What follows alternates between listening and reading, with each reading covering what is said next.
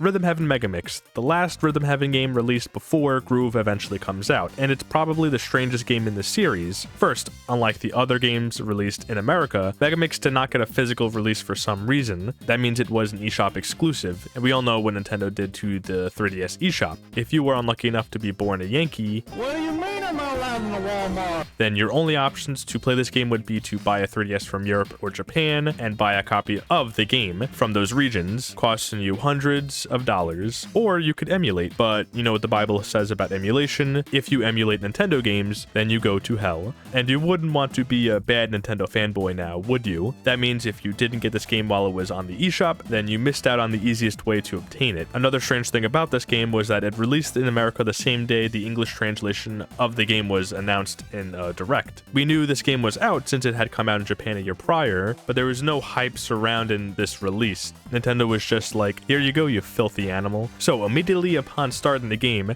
lets you know that this isn't like any other Rhythm Heaven game. Before Megamix, every single Rhythm Heaven started the same and had the same formula. It would begin with a brief tutorial, and then you would go straight into the minigames. There was no story to speak of as well. The minigames were all that there was to these games, which, considering that these games have a dedicated fan base, I don't think most people minded. Though this game opens up with something a bit different. Yes, for the first time in the Rhythm Heaven series, it had a story. I will say, Megamix was my first Rhythm Heaven, so I never realized just how jarring this must have been to returning fans in the series. With all the previous Rhythm Heavens, it was just the minigames. After being either 4 or 5 minigames based on the game, you would play a remix. The gameplay was all there was to those games, while the 4th game in the series finally decided to add a story, and a pretty hefty one at that. The story has this little dude named Tibby falling from the sky. You, the player, discover him, and you learn that he's the Prince of Heaven World. Your goal here is to help Tibby get back to Heaven World. Along the way, you run into other characters who need your help. They all have a bunch of different problems, mostly due to their lack of rhythm, and you have to help them get their flow back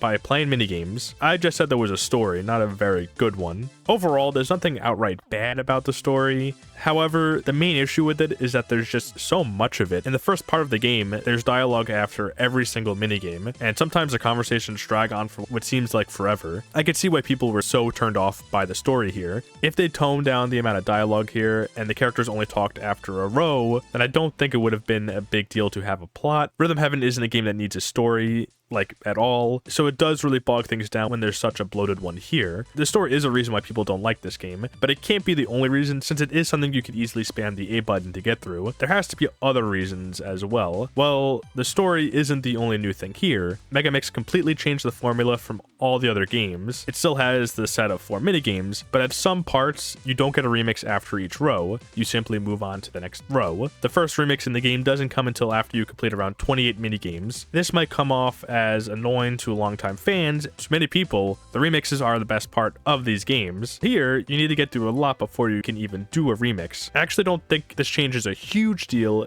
in theory. Megamix does have more minigames than normal, with a whopping 108 minigames here, but they still have the same amount of remixes. It would have been a lot to have a remix after every single row, so I think it was still cool they added all these new minigames. I just realized that I spent all this time talking about this game without mentioning what the biggest gimmick of it was. It's a Megamix, get it? Of all the minigames from previous Rhythm Heaven games. So it has minigames from Tengoku, DS, and Fever, along with a set of new minigames. Each row in Megamix follows the same type of minigames, with there being one game from every game in the series for each row. With the first minigame in Megamix, of course it has to be Karate Man, the first game in the series. You know, this concept of having a collection of some of the best minigames in the series, along with new ones, was a great idea to introduce new fans to some of the old minigames, while adding new things for old fans, and makes for what should be,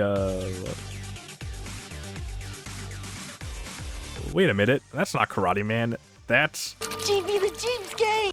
So 12 of the new minigames here are all new versions of pre-existent minigames. Prequels are what fans like to call them. For the most part, these minigames suck. Not only are these minigames worse, less interesting versions of older minigames, they also don't have good music compared to their original versions, like Air Rally for example. The new Air Rally is just a slower and worse version of the original where 4 than 10 doesn't move back and forth. The only one that has decent music was the Clap Your Trio. These bad minigames only apply to the prequels though, as the new minigames here are still pretty solid. Here's the thing, in theory, I understand why they would include these supposedly easier minigames. It's to slowly introduce minigames and the concept of Rhythm Heaven to players before the games begin to get too intense. Rhythm Heaven isn't known for starting off easy, especially with minigames like Monkey Watch and Maui Doo-Wop appearing in the second row of their games, despite being some of the harder minigames. However, I don't know about you all, but I found some of these new minigames harder than their original versions. Like Clappy Trio, the pauses between claps are so long that I end up overthinking when to clap and either do it too soon or too late. A lot of these minigames really aren't any easier, they're just slower. Plus, for some minigames like Air Rally, the jump in difficulty and speed is so extreme that the prequels barely help at all. Again,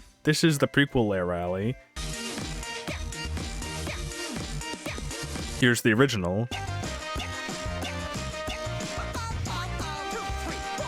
Another weird thing about having these rows of starter minigames is that there are 2 rows that include the original versions of older minigames, though they chose some pretty difficult ones here. Like, technically the first Fever minigames in Megamix are Exhibition Match and Flock Step. Exhibition Match isn't that hard, I just suck at it, but Flock Step, I have no idea what they were thinking for putting this one so early on in the game. It's probably the worst minigame for beginners in Fever. This is especially bad when Seesaw, a much easier minigame, is used towards the end of the game, so with minigames like Flock Step being used so early, it kind of defeats the purpose for these prequel minigames. Though I could see the idea of these minigames, it just didn't have a great execution, and these are a lot of people's least favorite minigames, mine included. I feel like minigames like Hole in One and Karate Man were better starter minigames that were easy, but still were fun and came with some catchy music. Again, other than Clappy Trio, all the prequel minigames are super forgettable. Once a beginner gets more comfortable with the original minigames and moves on from these, there's little to no reason to ever play these again, except to perfect them one time. Once you beat the first 6 rows, then you get to a point in the game that goes back to the standard Rhythm Heaven format of 4 minigames and a remix of all those games. After the first row, you're able to choose whichever rows and remixes you want to complete, which is also a first in the series. However, before you get to the regular format, which I'm sure most fans were looking forward to the most, you have to do these challenge gates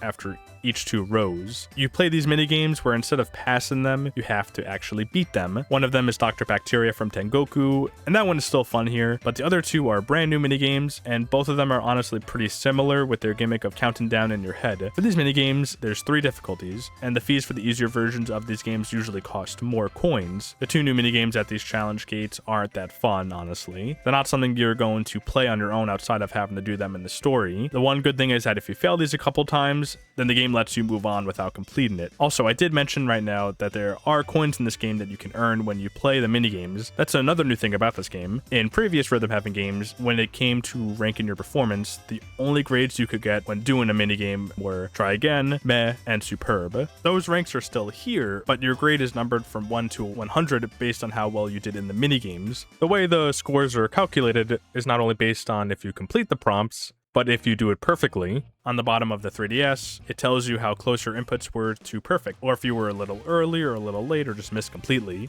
You might perfect a minigame with no misses in Megamix, but if you didn't get each input perfectly, you're not getting a 100. Though getting a 100 isn't really a big deal at all since the ranks are still the same and you only need a Meh to pass the minigames here. The only time where a score is important is on the challenge trains. Also, for every minigame, there are these skill stars that you get if you perfect a specific input in that minigame. It's just another cool thing to add to the replayability of this game. Based on your score, if you get a skill star, or if you don't miss it all, you'll get coins after the minigame. There's a lot of things you can use these coins on, and you get them after every time you do a minigame, so you are rewarded for playing and practicing these minigames. The coins can be used at the challenge gates, in the early parts of the game, the store to buy an item and song for each of the minigames. They can be used to skip minigames if you fail more than 3 times, or can be used to do a challenge train. I actually really like this inclusion of a reward system in Megamix, as it offers an incentive for players to keep playing the game after doing the main story. Coins aren't the only form of currency. There's another one as well, Flowballs, but I'll talk about those more later in the video.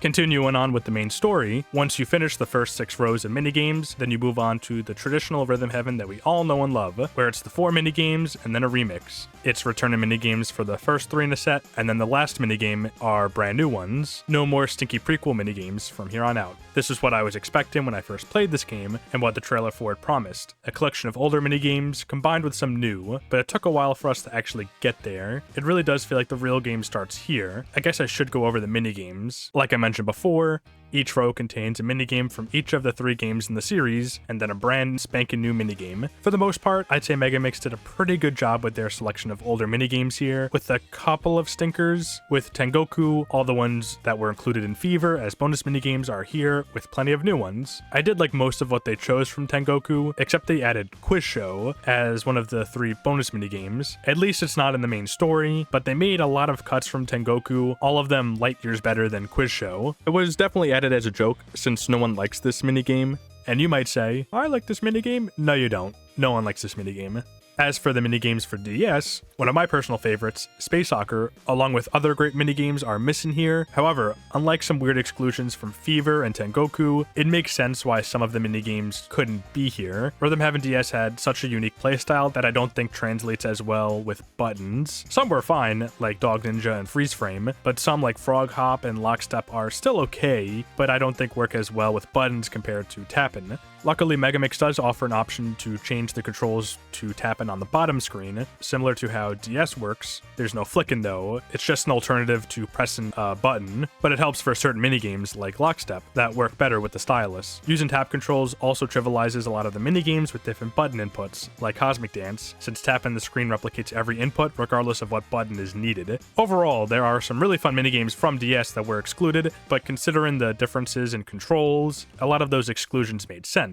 The biggest disappointments come from Fever's selection for me personally. Almost the entirety of Fever's lineup is here in Megamix, excluding just 4 minigames. In the main story, all 3 Rhythm Heavens have the same representation, but with Flowballs, you can buy bonus minigames from previous Rhythm Heavens that didn't appear in the story. The majority of these minigames were from Fever. Again, only 4 minigames didn't make it in the Megamix. Those minigames are Tambourine, Donk Donk, Shrimp Shuffle, and I'll never forgive them for this, Tap Troop. The other 3, they're nowhere near the worst minigames in Fever, but they aren't my favorites either. But what sick freaking Nintendo decided that Built to Scale, Love Rap, and Workindo 2 were better choices to include in Megamix over Tap Troop? Other than that exclusion and some weird inclusions, the selection for Fever was probably the best selection, mostly because almost everything is here. As for the new minigames, since this was a pseudo collection of older minigames, and that was the whole selling point, it made sense that there wasn't going to be as many new minigames here. Technically, there are 30 new minigames, but almost half of them were these prequel games, so there's actually only 13 new minigames here. For the most part, these new minigames are a great addition to the series. Some of them are pretty simple, like Fruit Basket and Catchy Tune, but I really loved Sumo Brothers and First Contact. None of these new ones are bad. The weakest of them is still fun. The best of them are definitely up there with some of my favorites in the series, though I do agree with a lot of the complaints many people have with the prequel minigames. I still think most of the new ones here are pretty solid. There's nothing here that I flat out dislike. With the minigames out of the way, the next thing I could talk about are the remixes. Another staple in the series. To me, the remixes are always the best parts of those games. The first remix in this game is the Lush remix. I honestly think from a gameplay standpoint, it's probably the strongest of all the first remixes in the series. However, the music was alright, but even with this being my first remix, I thought the focus on the horns in the song sounded a little off. Not bad, but it was like there was supposed to be something else here. Well, it turns out there was. Another new change for Megamix was that it didn't translate any of the vocal songs to English in this game. I will say, one thing that Rhythm Heaven did extremely well in DS and Fever were making songs that worked well in both Japanese and English, especially in Fever. Those were always some of my favorite songs in those games, and now we get nothing. I always hated this, and it really bugged me when I learned what us Yankees missed out on, but in the grand scheme of things, it's only 3 songs: Lush Remix, Machine Remix, and the credits song, Classmate. Both Classmate and Lush Remix still sound pretty good without the lyrics. The only one that I don't care for with the instrumentals was Machine Remix. Though on the bright side, even on the English versions of these games, you have the option to change the songs to the Japanese lyrics, so you can listen to the vocal versions, which I always did for these songs. Though I hope they do go back to doing the vocal songs for Rhythm Heaven Groove. After completing Lush Remix, you're free to do any of the other rows in any order you like. 4 of the rows are the original versions of the prequels you did, plus the sequels for the new minigames, while 2 of the rows are a new set of returning and new minigames. Again, this is where the game really begins. This was my first Rhythm Heaven game. I didn't know this was the standard format, and I didn't think much of the prequels or the story, but for a returning fan, I could see why the format of this game could be such a turnoff before this point. It's a good hour or 2 of doing all these prequels and extra minigames before we can actually get to what the game advertised itself as, a collection of old and new minigames. It really feels like this is where the game should have started, and from this point on, the emphasis is on the game rather than these challenges or prequels. Luckily, even the story is toned down at this point because there's only dialogue after beating a whole row rather than after every minigame, so it's a lot easier to breeze through everything like you would a normal Rhythm Heaven game. Unlike the minigame selection, the remixes are all brand new here, and I'd say this game does have a pretty good selection of remixes. A lot of them are on the easier side, which I would say other than Tengoku, this game has probably the easiest selection of remixes in the series. Don't get me wrong, some of them are brutal. Machine Remix is like the only remix I haven't perfected, but many of the others are pretty slow and easy. Going from Fever and DS, where the remixes felt like a test of your skill, and then playing Megamix and its easier remixes, you'll definitely tell the difference. Again, these remixes are still good, but other than maybe Songbird and Machine, they are pretty easy, though most of them have some good sounding music, so that's nice at least. Once you beat every remix, then you have enough power to help Tibby get back home to Heaven World. You say your goodbyes, and then he's back on his way home. Roll the credits.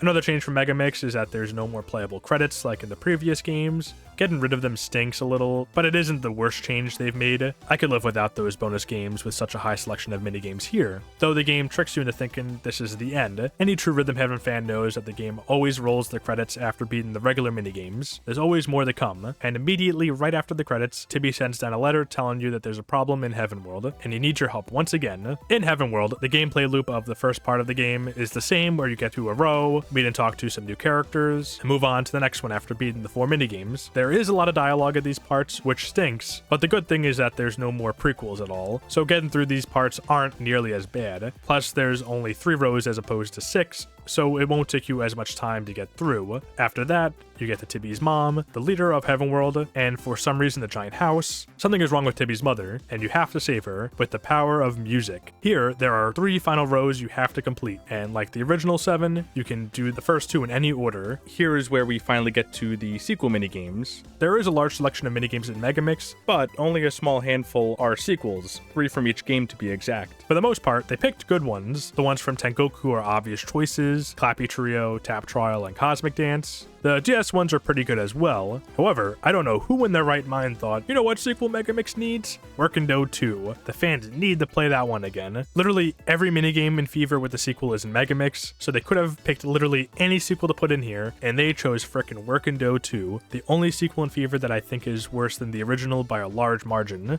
At least the other 2 sequels they chose from Fever were good. Hole-in-One 2 and Figure Fighter 2, or 3 as it's called in this game. Another change they made in Megamix, along with the long list of changes, is that all the final 3 remixes are set up like a final remix, with it just being a collection of minigames, the same way a Remix 10 works in the last 2 games. There's no original song here like there is in the previous games. It's pretty much just 3 final remixes, which I do get, but I am still a little disappointed by. Since there is such a large amount of minigames in Megamix, even in the story mode, they couldn't have put all of them together in one final remix without it being like 5 minutes long. The final remix in the game is already the longest in the series at around 4 minutes long, so adding every remix in the game would have just made it too long. The first 2 of these 3 remixes are the left hand and right hand remixes, and these remixes are fun to play, but again, I am somewhat disappointed that we don't have new music for these remixes. Remix 8 and 9 in both DS and Fever are some of my favorites in the series, and to make them both shorter final remixes was a bit of a letdown, but the remixes are still a lot of fun, nowhere near the weakest in the series. As for the final remix itself, unlike others in the series, this one actually calls itself the final remix, and when this game came out, a lot of us fans believed this to be the case. All the other last remixes in the games were still numbered,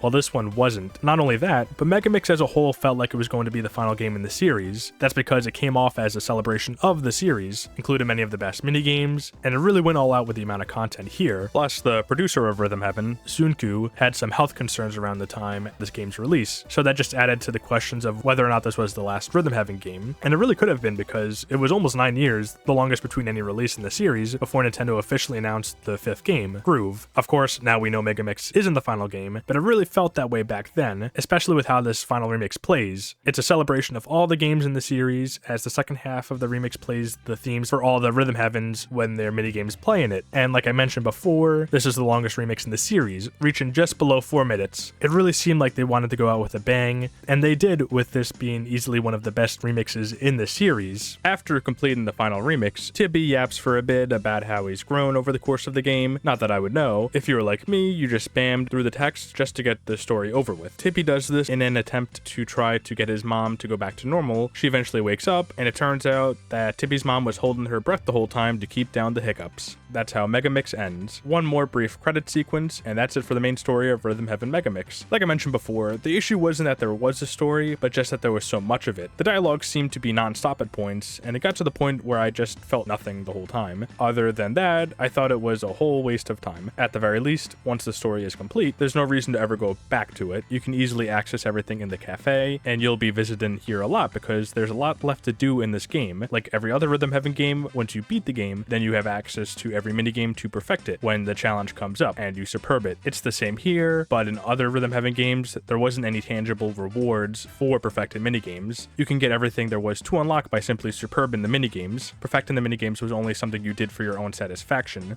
However, in this game, there's rewards for perfecting the minigames, those rewards being flow balls, of which you get one of whenever you perfect a minigame. These flow balls can be used to buy the other minigames from previous Rhythm Heavens that weren't in the story. The only annoying thing about how perfecting minigames works in this game is that if you fail at perfect, the minigame ends altogether, while in previous Rhythm Heaven games, you can continue even if you failed at perfecting it. This is much better as it allowed you to practice the minigames even if you failed at it, but in Megamix, it doesn't allow you to do that. Perfected minigames aren't the only way you can get flow balls. There's also another new extra game mode here, that being the challenge trains. Here are minigame marathons where you'll have to complete a set number of minigames in a row, with each one having its own set of requirements and modifications. Out of all the changes or inclusions to Megamix, I actually think this is one of the best ones because it adds so much more replayability to the game. To play these minigames with much stricter requirements, like getting a superb or completing the minigames while the tempo is increased for a minigame, was a lot of fun. It also helps that you receive rewards when completing these challenges, and that these rewards give you such cool bonuses. I will say, despite all the flaws in this game, Megamix probably has the best replay value out of all the Rhythm Heavens. It has the most bonus content, the most minigames to perfect, and all the challenge trains. Also, there's an extensive local multiplayer mode here. First are the challenge trains, which can be done together with your friends. It pretty much is the same thing, except you only lose if all your friends fail at the challenge. The multiplayer here does add a lot of replayability since there is technically more here than the multiplayer from Fever, but I did like the uniqueness of the multiplayer games in that game a little bit more. There's a few other small bonus modes to this game, like Street Pass and this Goat Pachinko kind of minigame found in the cafe. As you play through the game, every now and then you'll be able to pick up turnips that can be used to feed this goat. You can level it up, and the more it levels up, the different characters you can unlock that will show up during the loading screens. And that's about it for Rhythm Heaven Megamix. A lot of people like to label this game as the worst game in the series, at least I've seen so online, but does it deserve that label? Let's be honest, I feel like to call this the worst Rhythm Heaven is a bit harsh. It has its fair share of problems, sure, but to say it's the worst game is being a little dishonest. Like, if you had to pick Tengoku or Megamix, of course you're going to pick Megamix, and Tengoku is still a fine game, especially considering it's the first game in the series. There's no bad game in the Rhythm Heaven series, but obviously the game with only like 4 good remixes and Quiz Show is going to be the weakest in the series. With the amount of content in Megamix as well, I would probably rank it around Rhythm Heaven DS, personally. I can't say I like it more, but I do think it's around that level of quality. There's a lot here to like, such as the sheer number of minigames and bonus content, the reward system, and the multiplayer. Even the weakest parts of this game, the story, is only something you have to go through once. Once you pick up the game after you beat it, you'll never have to deal with the worst part of this game again. It's a pretty typical Rhythm Heaven at that point. It's really only on your initial playthrough a lot of the problems are super apparent, which is why I think this game gets so much hate by the community despite it being a pretty solid game overall. Just like every other game in the series, it has enough reason for players to come back and play it, even years later. I think that's one of my favorite things about the Rhythm Heaven series. Unlike some other series, no new release makes playing the old ones obsolete. All of these games have aged extremely well and have their own fun reasons to play them. Megamix didn't make Fever obsolete, and Fever didn't make Rhythm Heaven DS obsolete. A new game is simply more from the series that we all love, and it just gives us more reason to come back and play it. That's why despite all its flaws, Megamix is still a great game because it's just more of what I already love about the series. If you ever have the ability to ever play this game, I would definitely give it a shot, but there really is no convenient way to play this game, sadly, since it was a digital-only game in the Americas. There's no way to play it unless you mod your 3DS. If you live in America, you not only would have to buy a version of the game from a region that had a physical release, but also a 3DS from that region as well, which, due to the prices of these systems, systems and games, that isn't a viable option either. You could also commit the mortal sin and emulate, but not that I did, since I would never do something to offend a billion-dollar company, I swear. But emulating this game really isn't the best way to play this game either, even if it is the easiest. Usually with emulation, there are times where there's hiccups or lag, which for most games, let's say Double Dash, a few hiccups here and there won't really mess you up that much. A game like Rhythm Heaven, where precision is everything, 1 or 2 lag spikes can mess you up pretty badly on some minigames and make this game much harder to play compared to if you played it on the system itself. Playing the game as intended compared to emulating it are completely different experiences, and the intended way is far superior. Of course, if it's the only way for you to possibly play this game, then emulating is better than nothing, I suppose. It's a shame that Nintendo doesn't make it easier to play many of their older releases. Megamix, as well as the other Rhythm Heaven games, are such great games that are pretty difficult for new fans to get into because of how hard it is to get these games. It's a shame,